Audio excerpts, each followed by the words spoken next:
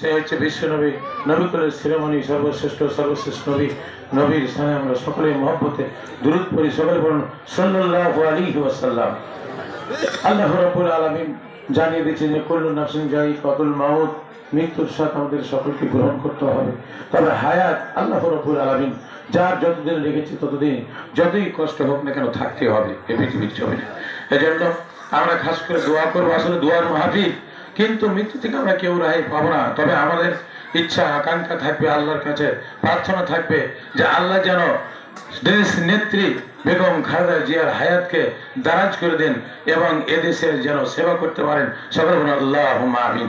যায় তাহলে কি হবে তার অবস্থা?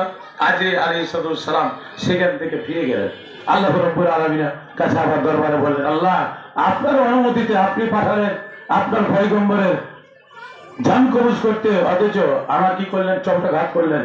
তো বলছে তুমি অবশ্যই আমার পয়গম্বর কাছে কিছু ভুল করেছো, না তো আমার পয়গম্বর তোমাকে মারতে পারে না, এটা তো আমার অর্ডার।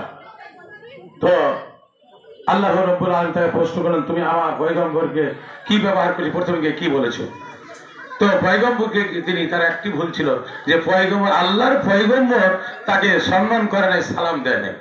সালাম না দেওয়ার কারণে চপটাঘাত করেছিলেন হযরতে আজরি আলাইহিস সালামকে, মুসা কালিমুল্লাহ আলাইহিস সালাম। তো দেখেন, তো জান করে চলে গেলেন, এই তার একমাত্র অপরাধের কারণে সে চপটাঘাত খেলেন।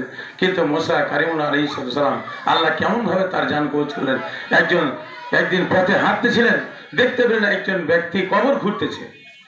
তো কবর খুঁড়তেছে, মুসা আলাইহিস সালাম সেখান দিয়ে হেঁটে যাচ্ছেন, দেখছে কবর খুঁড়ছে।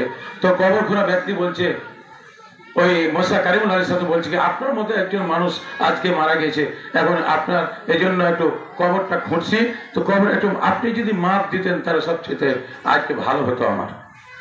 তো মুসা আলাইহিস সালাম কবর কিন্তু খোঁড়া হয়ে গেছে, মুসা আলাইহিস সালাম সেখানে মাপ দিতে গেছেন। মাপ দিতে গিয়ে দেখা গেল হযরত আজরি আলাইহিস সালাম ওই কবরে সেই সময়ে সেই মুহূর্তেই জান কবজ করলেন। জোরে বলেন সুবহানাল্লাহ। কিন্তু আমরা রেহাই কেউই পাবো না মৃত্যু থেকে। আল্লাহ তাআলা আলামিন এটা আমাদেরকে আগেই জানিয়ে দিয়েছেন যে তার কাছে ফিরে যেতেই হবে। তবে আল্লাহ রাব্বুল আলামিন আজকে আমরা যে দোয়া পরিচালনা করব, দোয়া করব দেশ নেত্রী বালা মুসিবত বিপদ আপদ দূর করে দেন এবং সহি সালামতে থেকে আল্লাহ রাব্বুল আলামিন তার হায়াতকে দারাজ করে দিয়ে এ দেশের যেন সেবা করতে পারেন। আমরা কাজ করতে দোয়া করো, সকলে বলেন আল্লাহুম্মা আমিন।